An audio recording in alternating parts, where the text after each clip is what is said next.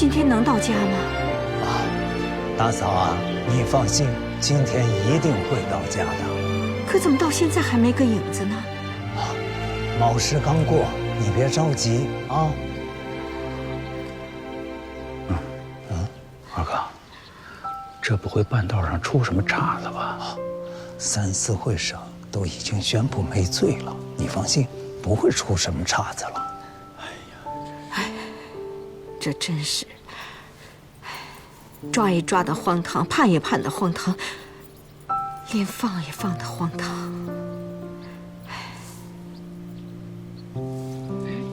哎，回来了，少奶奶回来了。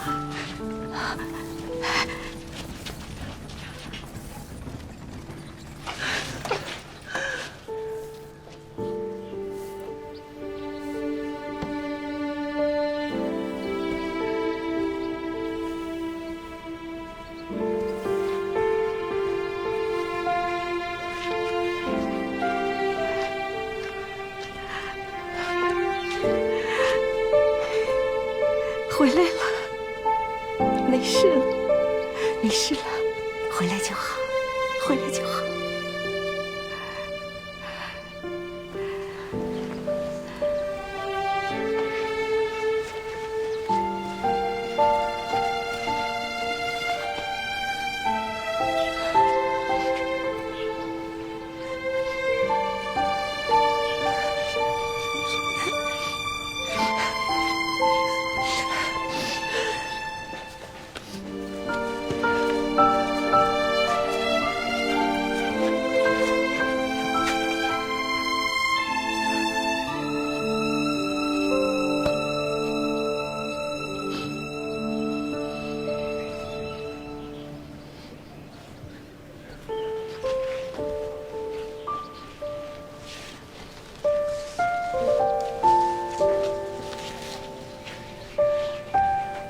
他呢？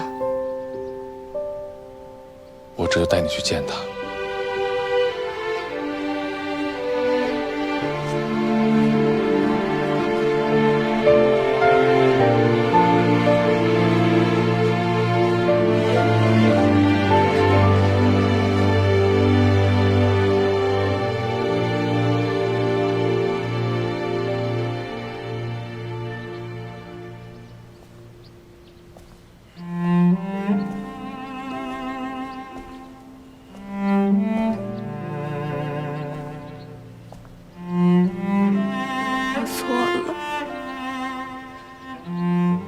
晚了，爹。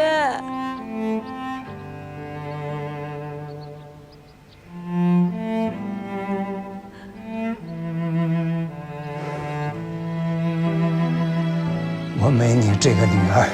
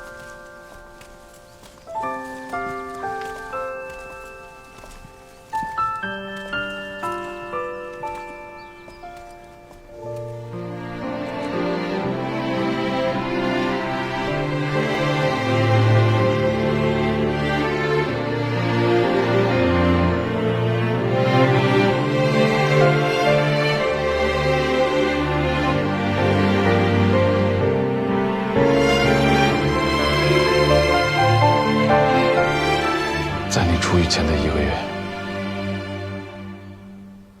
沈行义在狱中染上了疟疾，不治身亡。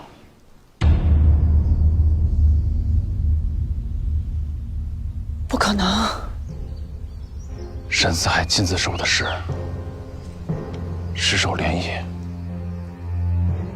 运回泾阳下葬。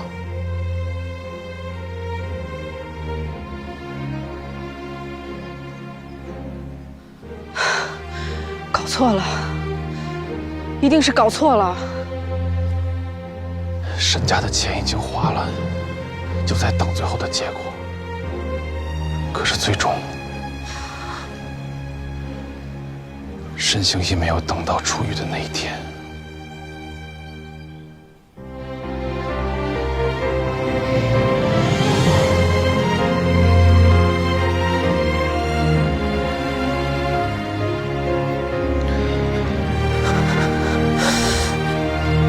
小梅，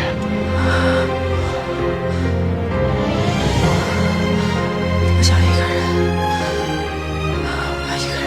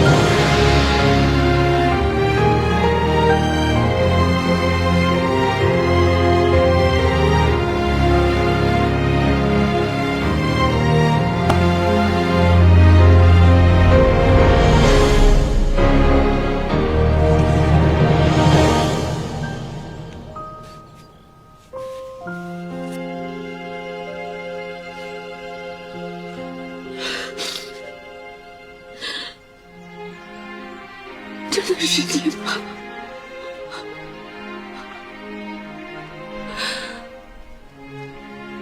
我们不是说好了吗？要死一起死。为什么我还活着，你却自己一个人死了？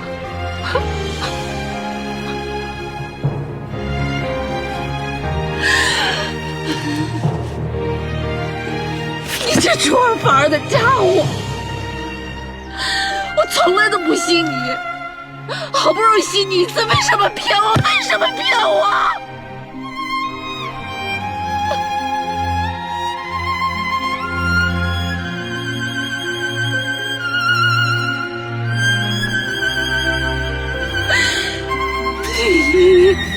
你在哪儿？你不能走。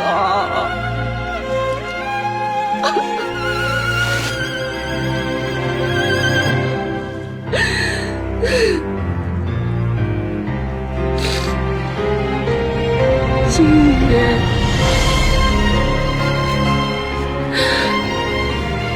青云，如果我现在告诉你，我想跟你在一起，我们再也不分开了。我不想跟你分开，你还听得到吗？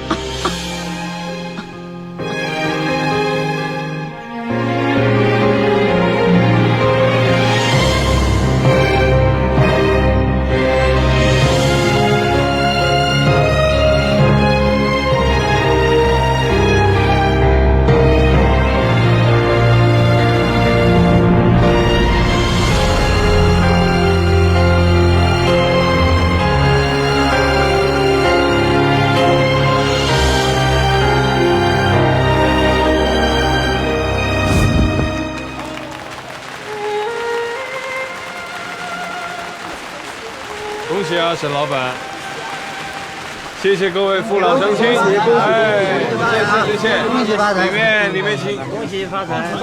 谢谢，恭喜！来，请，哈哈，请进，恭喜啊！来，恭喜啊！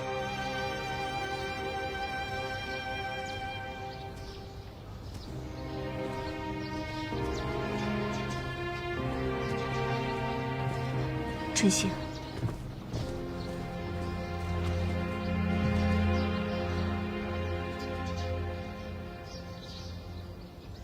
他昨天晚上睡得好吗？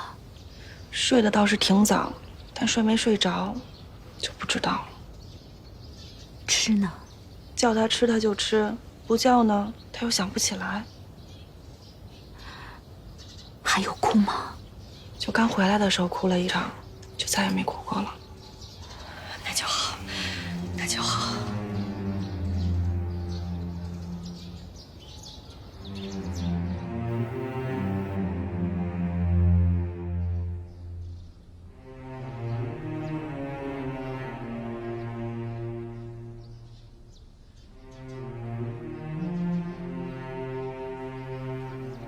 王世军，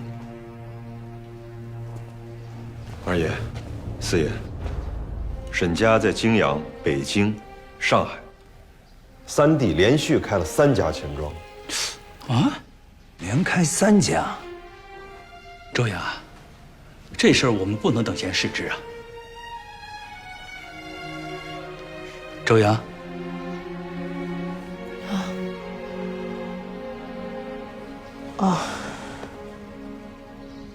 他开他的钱庄，我们做我们的生意。如果有钱庄做后盾，沈家其他生意将会有另外一番局面，我们必须早做打算。对呀，周阳，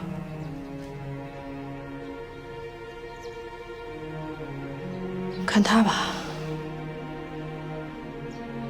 他要是出了什么招，我们再来应对。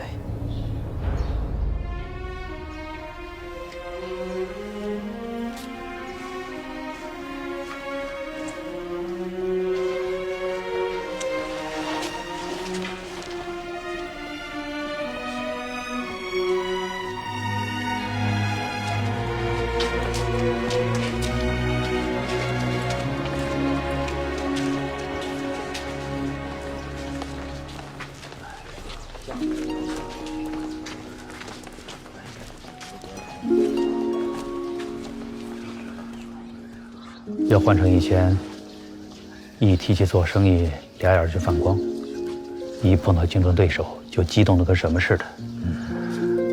可是现在好像换了一个人。他不是从前的周颖了。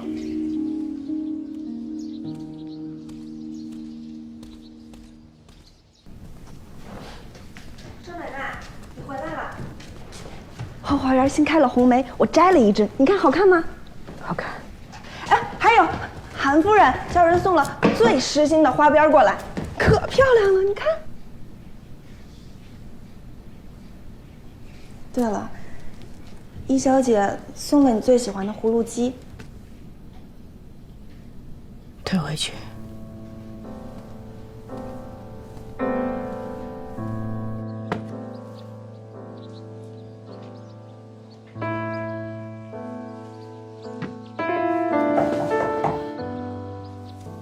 进来。啊，夫人，老爷要去京城，让我来替他收拾一些东西。哦，你稍等。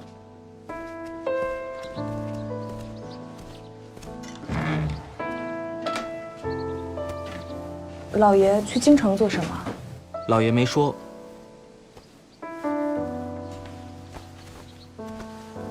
那他去几天啊？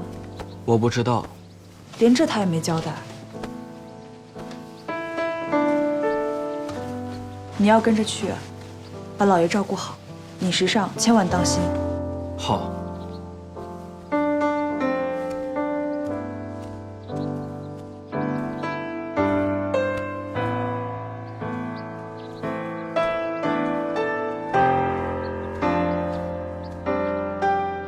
小姐，你怎么了？哦，来，你帮我想想，嫂子以前还喜欢吃什么东西？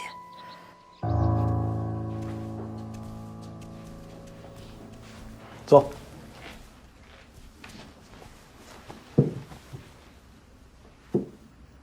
明天一早，你去吏部报了到后，就直接回陕西吧，不必再跟王爷辞行。好。有你和杜老板在，王爷对陕西也就放心了。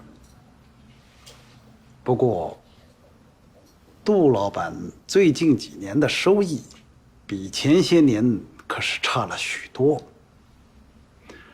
王爷的意思，你留点神。明白。其他方面你也多注意，有什么动向，立刻来报。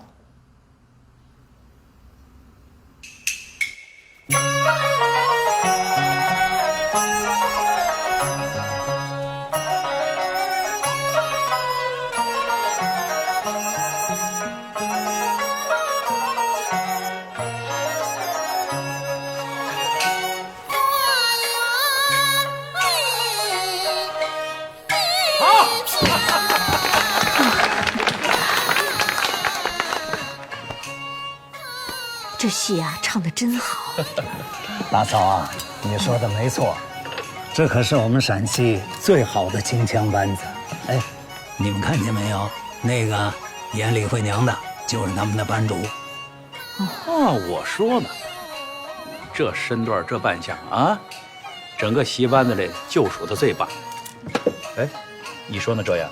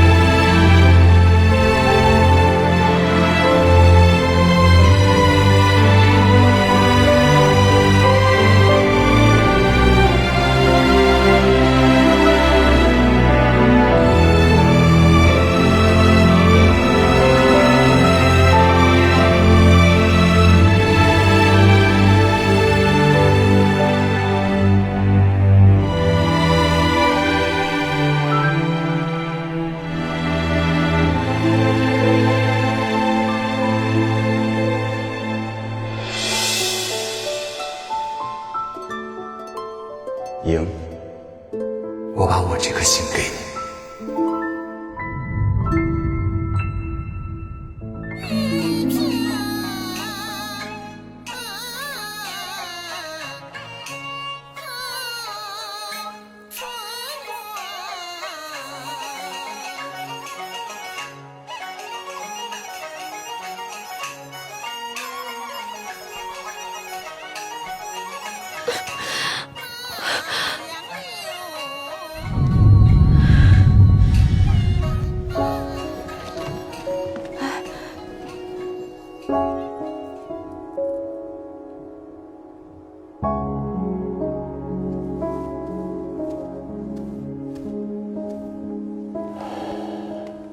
缘分是不停呼吸着的理想。二哥，这戏班子里那么多戏，也许要是点这出不好啊，偏偏点这出，你看。可这一出是他们最好的。你会感动于我的纯真，用沉着来代替那些惶恐不安。成长在阳光与风雪交错间，需要你来帮我拭去这泪痕。夫人，让明天来见证这美满的时刻，一定是最简单而炙热的难忘。你不是在台上吗？我的戏已经完了。啊，我的戏还没唱完，夫人就已经离席，是不是我唱得不好，不入夫人的耳啊？不，你唱得很好，是我自己。想到那个李慧娘，也实在是可怜。戏是我唱的，但是你听到的都是你自己的故事。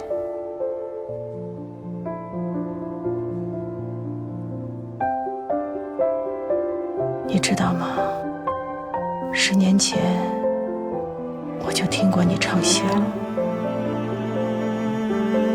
那时候爹也在，吴娉也在，他也在，而我还是个天不怕地不怕的小姑娘。东院办喜事那次，是，我就是那个成亲的丫头。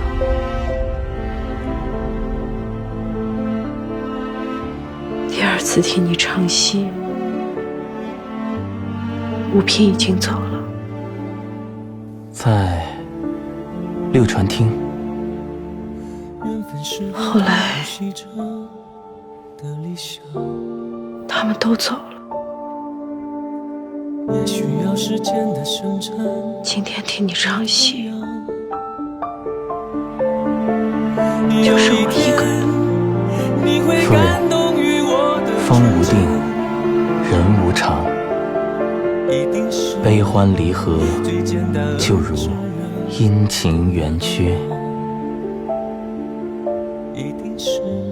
可是为什么呢？为什么他们都走了，就剩我一个人？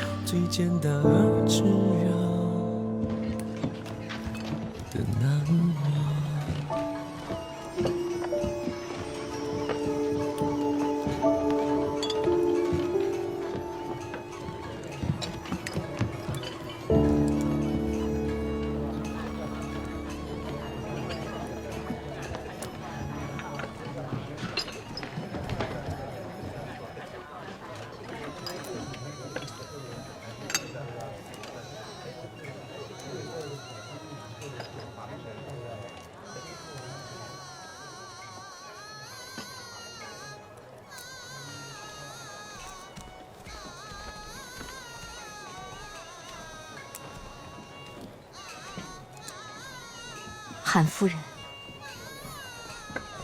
夫人，坐。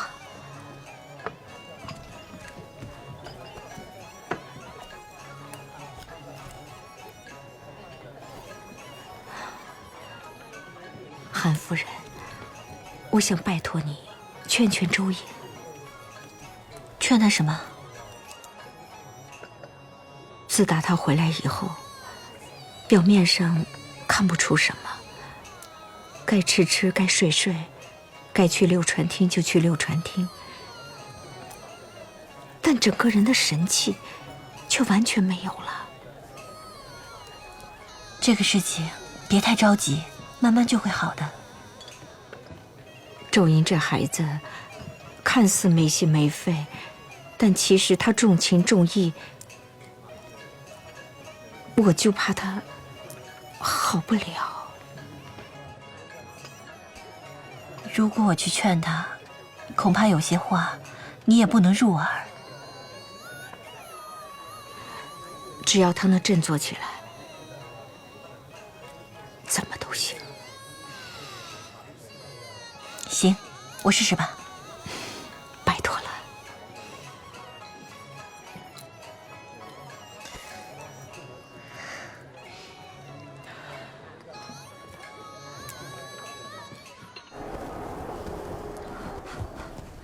小姐，喝口热茶吧。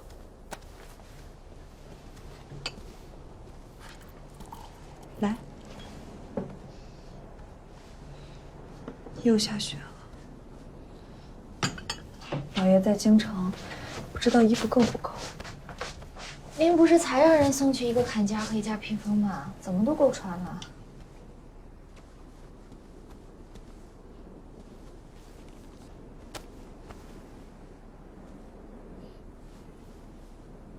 哎，我明天给嫂子送汤锅去，她会不会喜欢？我的小姐，她不会喜欢的，你这又是何必呢？就算她不喜欢，我还是要做的。那她一辈子都不喜欢呢？我也要做一辈子。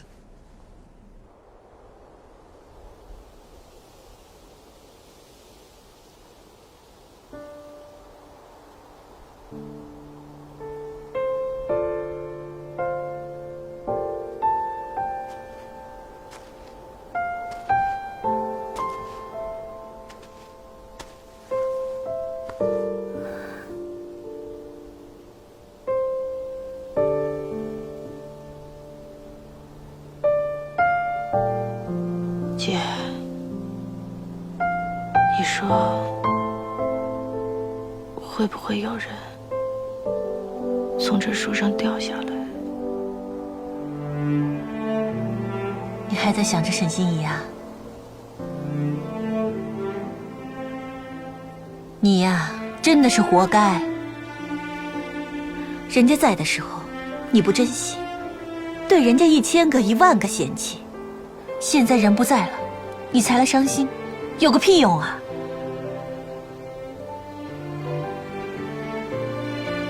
当初我怎么劝你的，你不听，又是什么发誓，又是什么报仇，结果呢？搞得自己半死不活的样子，还连累沈心怡没了命。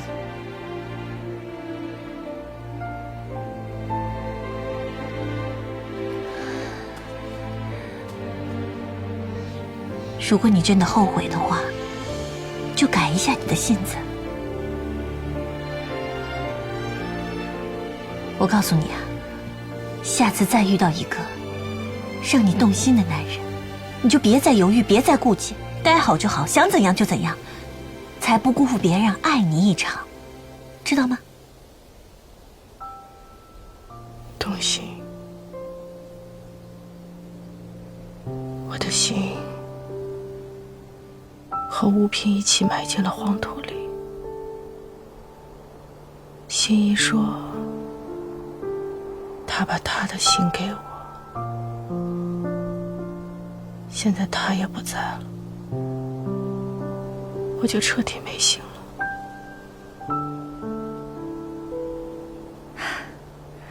别说的好像自己没出路一样嘛。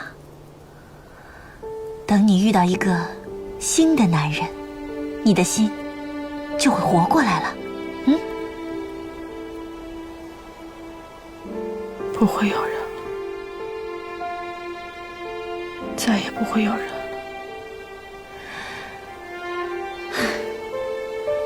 我看也是，你看你现在半死不活的样子，哪怕现在真的有人在你面前，也会被你害死，就像你害死沈心怡一样。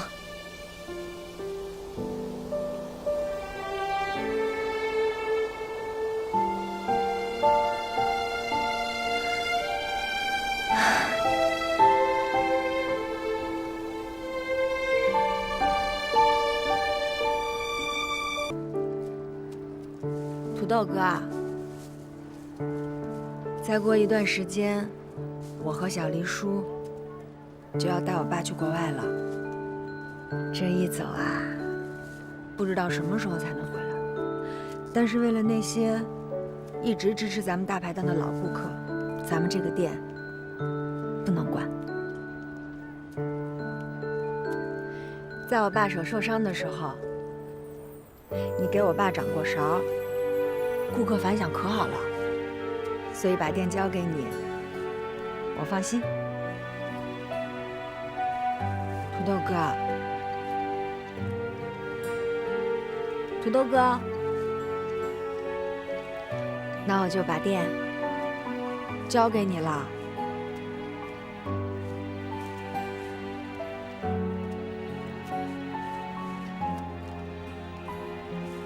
小雅，你跟叔叔去国外了，不会不回来了吧？我们怎么可能会不回来呢？只是时间长短的问题。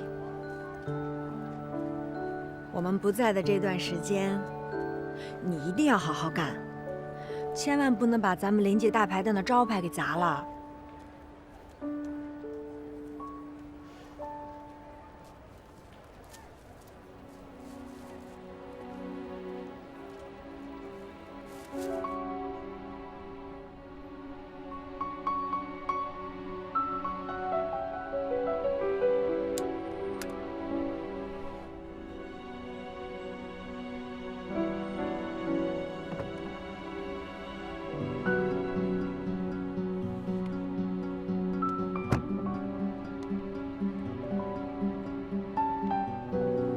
你这么晚了，不在医院陪着小瑞，你跑到这儿来干什么？孩子没了，大家心里面都不好过。但是现在咱们最大的麻烦不是这个，那是什么？就在刚才，看到网上已经贴出了欧氏集团的财务调查报告。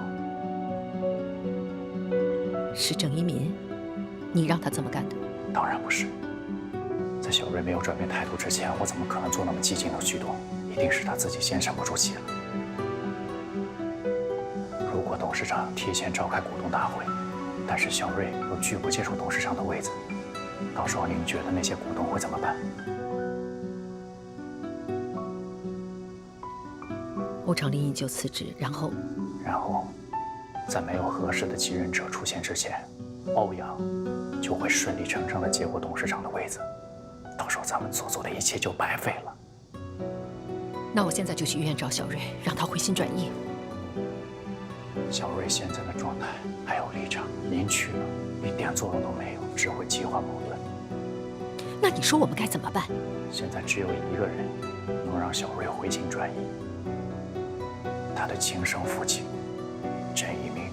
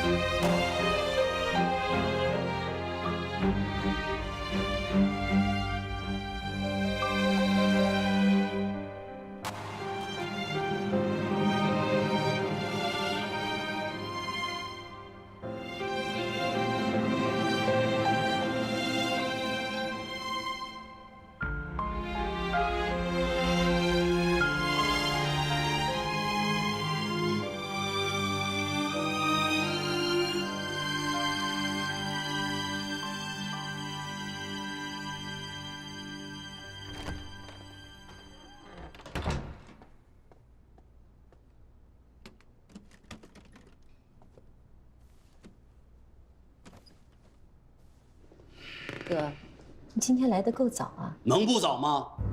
在你给我转让股权时，其实你早就知道今天会发生这样的事儿吧？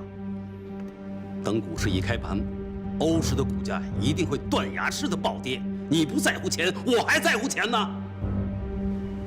哥，只要小瑞能安安稳稳坐上董事会主席的位子，其他的对于我来说都不重要。对我很重要。哥，你放心，今天亏你的，将来我一定加倍的补偿你。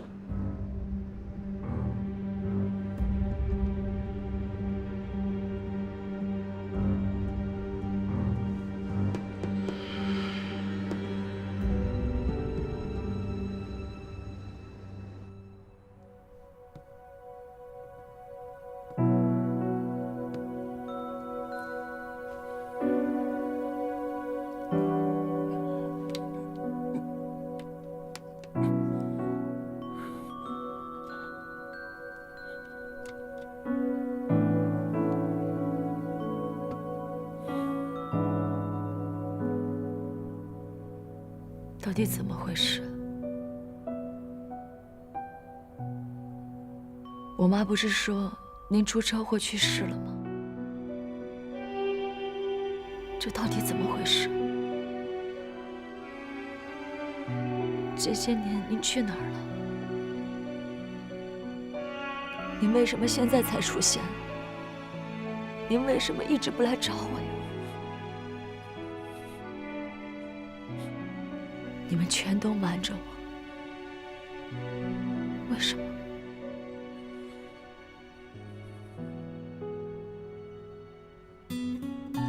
这么多年，我一直以为您早就不在了。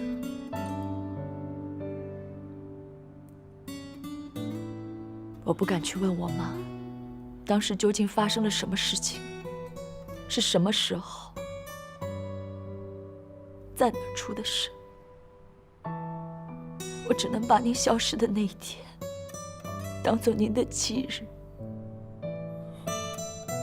可您知道，那天是我的生日。我从那天起再也没有过过一次生日。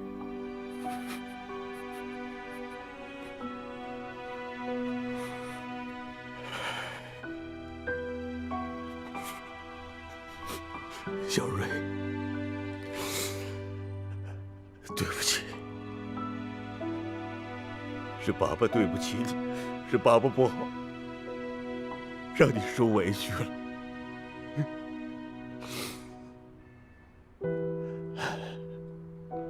你千万不要怪你妈妈，她做的没错，是爸爸做的不好，爸爸做了错事。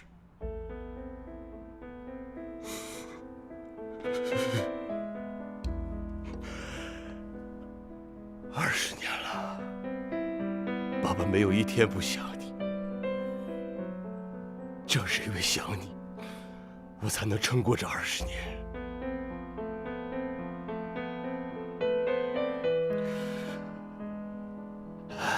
可是现在，你已经完全不一样了。你是欧长林的女儿，你管理这么大个公司，你现在是有身份、有地位的人。而我呢，只是一个刑满释放、一无所长的劳改犯。我当然没脸见你，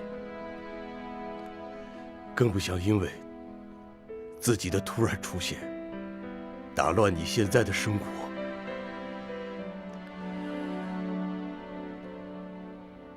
你妈妈看我生活窘迫，把我开了这家店。我也能够时不时的从他和陈哲的口里知道一些你的近况。有时候爸爸忍不住会去偷偷看你，这样已经挺好，我已经挺满足了。到底发生了什么事？你为什么会去坐牢？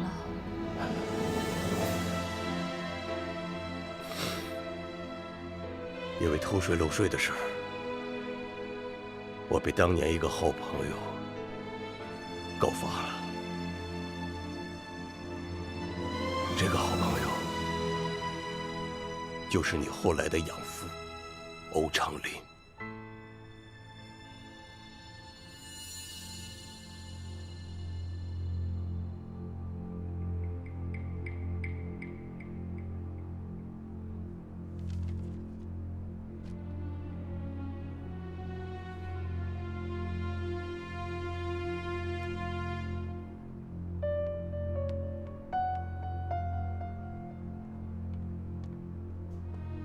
爸，为什么公司会出现税务上的问题？这件事到底跟您有没有关系啊？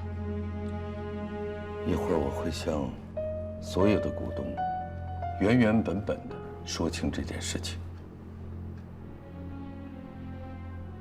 你放心吧。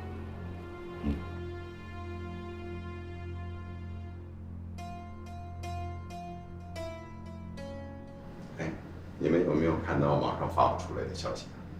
当然看了，这么大的事儿，就看看一会儿欧长林来了，他怎么向他们交代。偷税漏税，这绝不是小事儿。这样负面消息，股票肯定会暴跌。我看着欧长林还有什么资格坐在这位置上？就算欧长林下来了，欧派和齐派他们还是占了大半个股权。到头来，替换的不是欧瑞就是欧阳，说来说去还是他们自己的。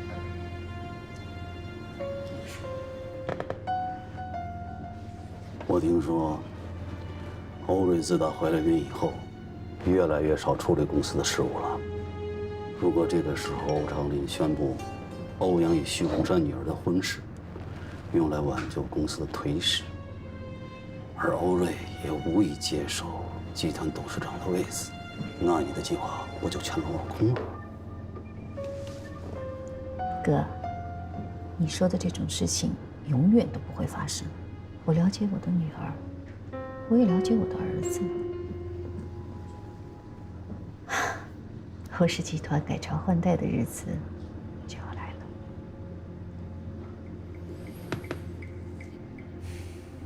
但愿吧。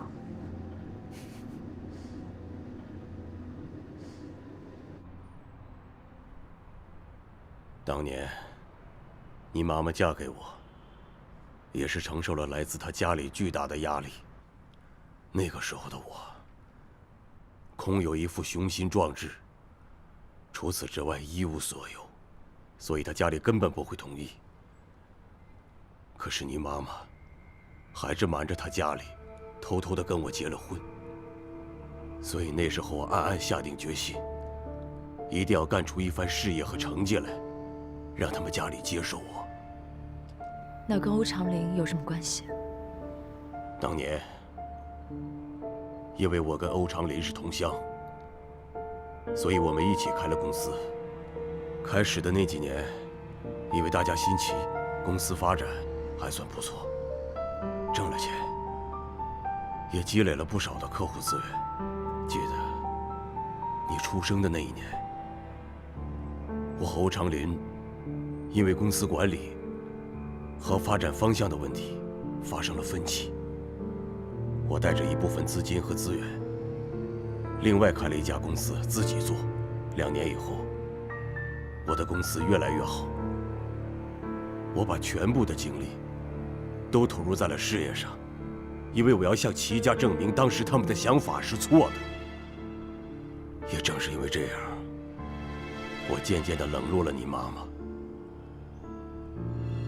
后来，在一个项目的招标会上，我跟欧长林成了直接的竞争对手。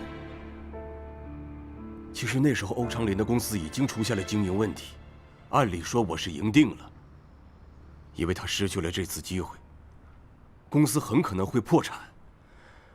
可是就在这个关键的时候，我被欧长林举报偷税漏税，公司的账目也被人偷了。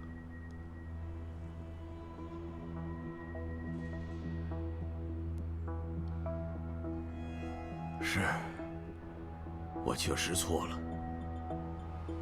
可是欧长林呢？他敢说他的公司就清清白白，一点问题都没有吗？你爸让欧阳进入董事会，是为了通过增资的议案，但是我们不知道那笔资金的来源是在什么地方。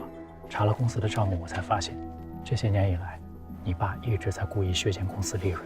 他把一部分的钱转进了一家在巴拿马注册的外资公司户头里边。他这么做既可以避税，又可以拥有一笔随时可以调动的巨额资金。你记不记得那天晚上，我们在你家商量怎么救欧阳的时候，你爸用了1个晚上去调动了3000万的美金。我怀疑那笔钱的来源就是在这儿。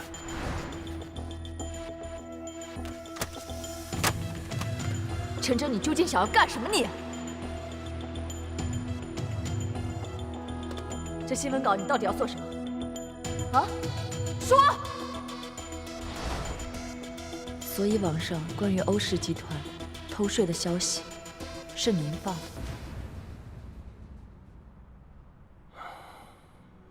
陈哲查公司的账，也是为了帮你。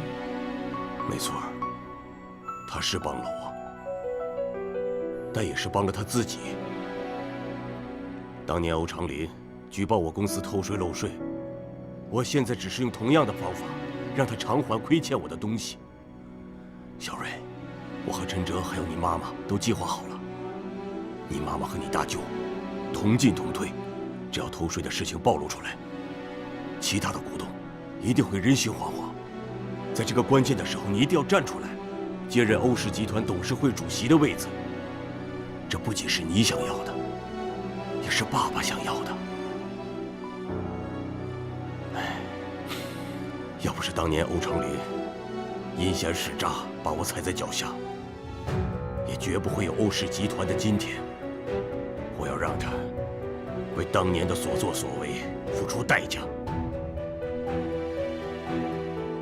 小瑞，你听爸爸的话。20年，欧长林剥夺了我20年养育你、照顾你的权利。你叫郑瑞，你不姓欧。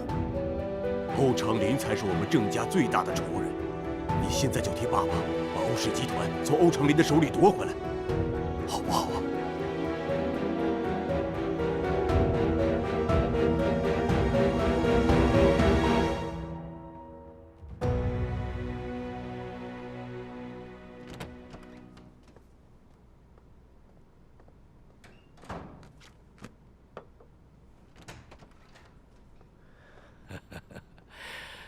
对不起，让大家久等了。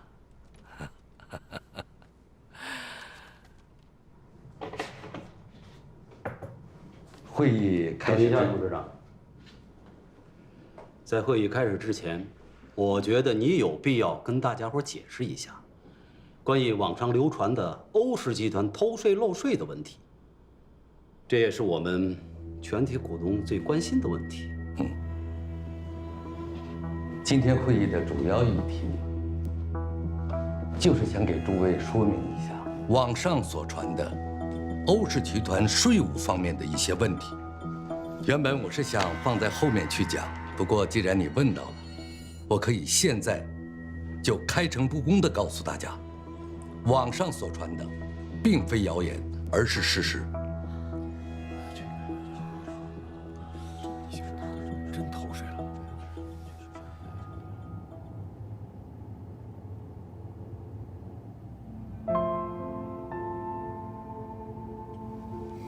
你现在应该明白我的良苦用心了吧？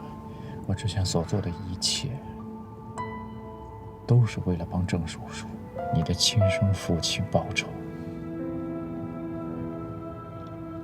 当我知道欧长林用那么卑鄙的手段害得他入狱，害得他妻离子散，害得你们俩父女20多年都没有见面，你知道我多为你心痛吗？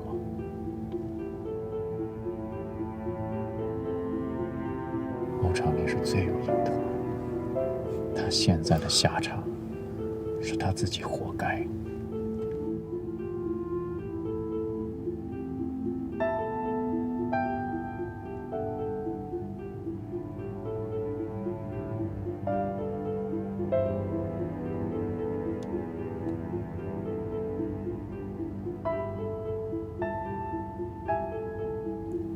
不闹了啊！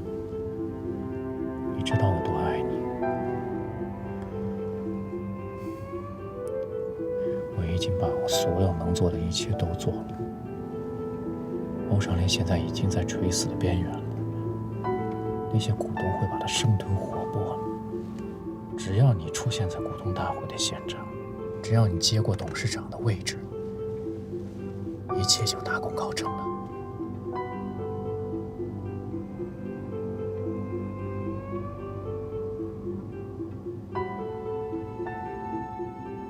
会议已经开始了，麻烦你开快一点。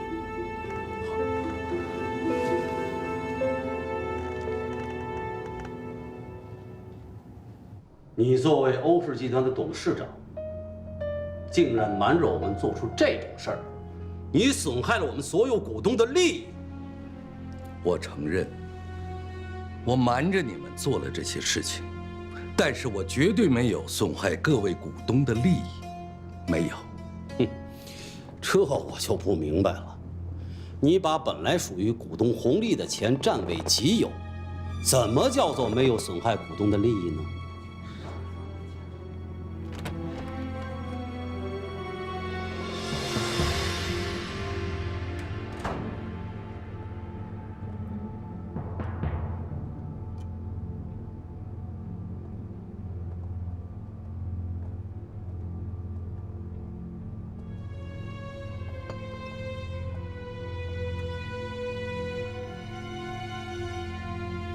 您继续。我就刚才所说的事情，我来解释一下。5年前，欧氏集团上市前夕，曾经有过一笔来自海外数额巨大的投资，而正是这笔投资，令集团的现金流充盈。如此利好的消息，令集团上市后的股价一路飙升至发行价的400%。我要说的是，这笔投资正是来自我当年从欧氏集团转移走的钱。试问在座的每一位股东，你们不都是股价飙升的受益者吗？我这么多年所做的一切，都是为了欧氏集团的发展和在座各位的利益呀！那你也涉嫌偷税漏税，给欧氏集团造成了极坏的影响，这你总没得辩驳吧？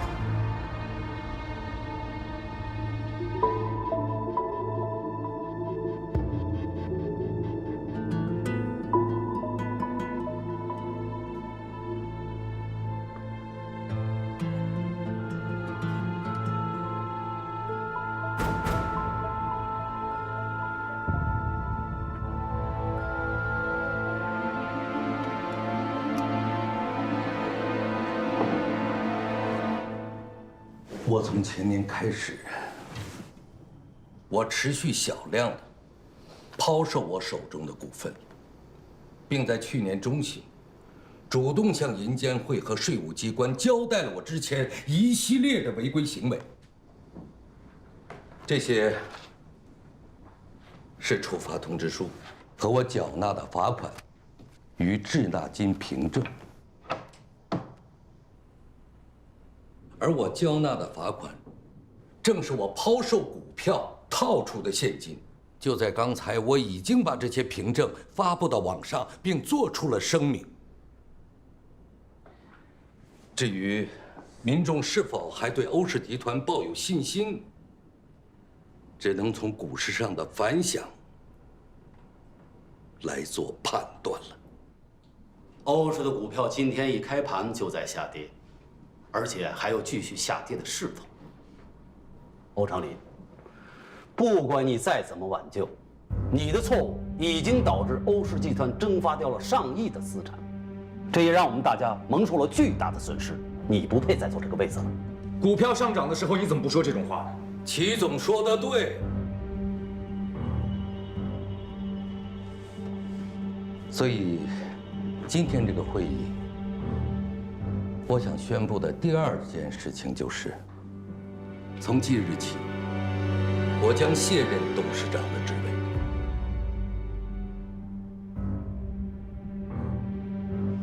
这份辞呈是我在股东大会前刚刚签署的，但辞职这件事，我其实早有打算，因为我的身体原因，我查出淋巴癌，如今已是晚期了。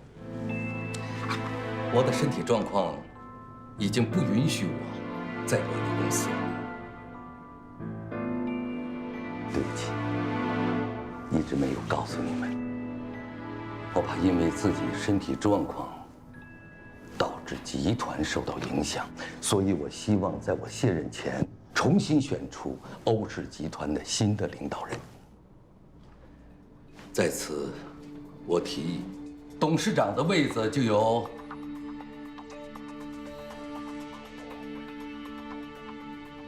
欧瑞担任。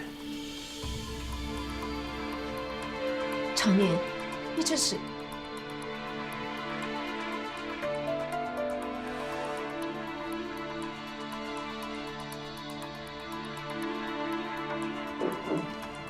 我同意。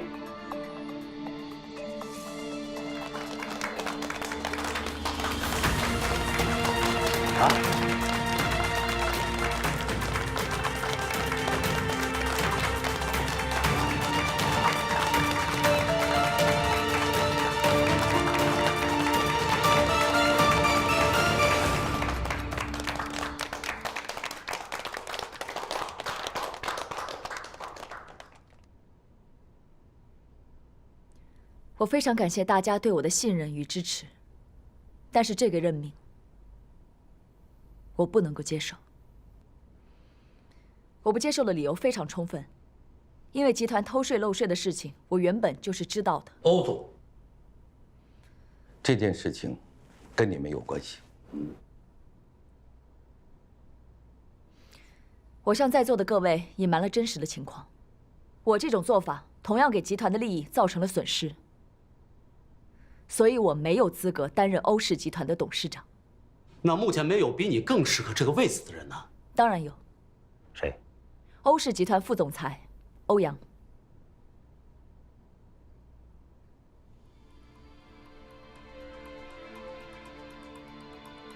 欧阳是比我更适合的人选。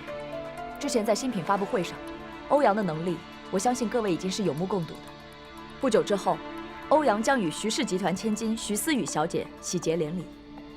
我相信欧阳绝对有能力带领集团走下去。当然，我也会继续担任执行总裁，辅佐他。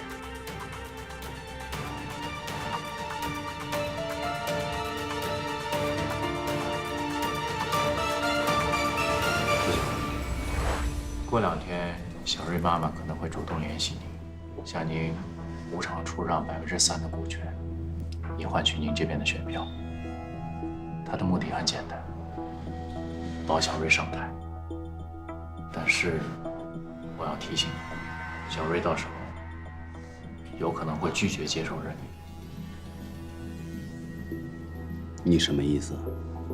我的意思是，如果小瑞拒绝接受任命，那董事长最佳的人选就是你。无利不起早。你告诉我你来的目的，咱们再谈。我的目的很简单，欧氏集团总裁的位子。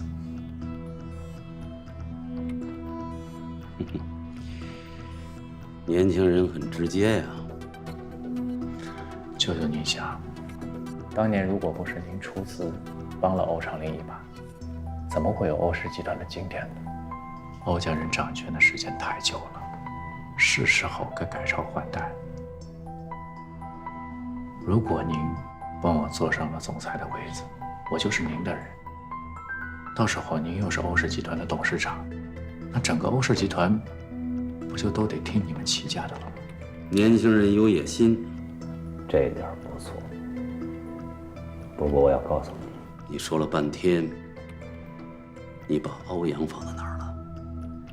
再怎么着，他是欧长林的儿子。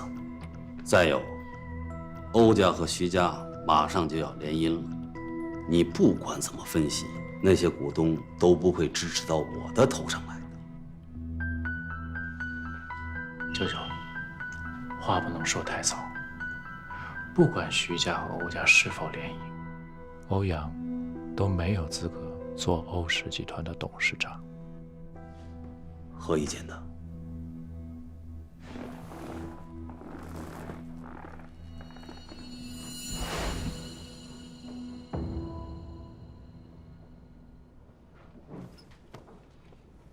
你说欧阳能带领集团继续走下去？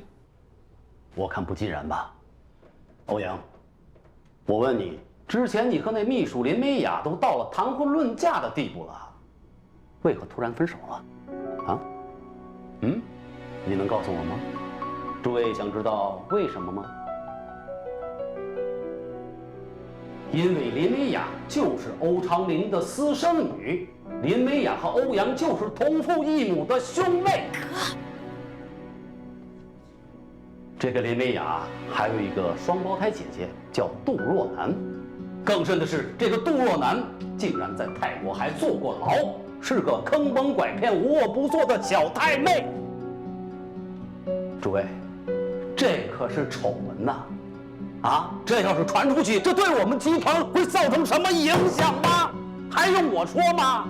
哥，这些你是怎么知道的？哎呀，我怎么知道的不重要，重要的是在座的各位，你们可要擦亮眼睛啊！他们欧家上梁不正下梁歪，家务事你都断不清，何况管理好一个公司呢？所以，我们有必要重新选择一个有能力而且能够带领集团向上发展的人。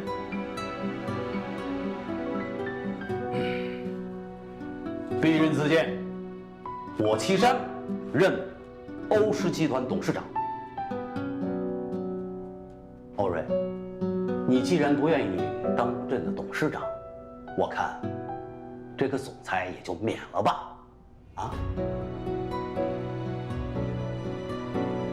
舅舅，即便您不同意欧阳担任董事长，您也没有什么理由罢免我这个总裁吧？有些人为了一己私利，可真是用心良苦。欧氏集团从刚刚起步到如今的规模与成就，我相信大家是有目共睹的。如果真如他所说的上梁不正下梁歪的话，那么我们欧氏集团也走不到今天。我们家的家务事，我就不拿到这种正式的场合继续讨论下去了。但是最重要的是，一家人在一起要相亲相爱、宽容体谅。既然大家有幸在这辈子成为一家人，那就是缘分，也是福分，所以我们更应该去好好珍惜。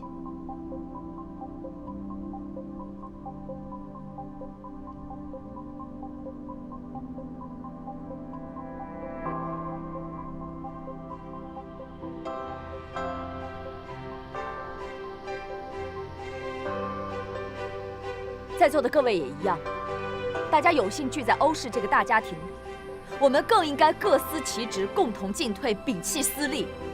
只有这样，我们这艘大船才能够航行得更稳、更远，大家才能够达成共赢。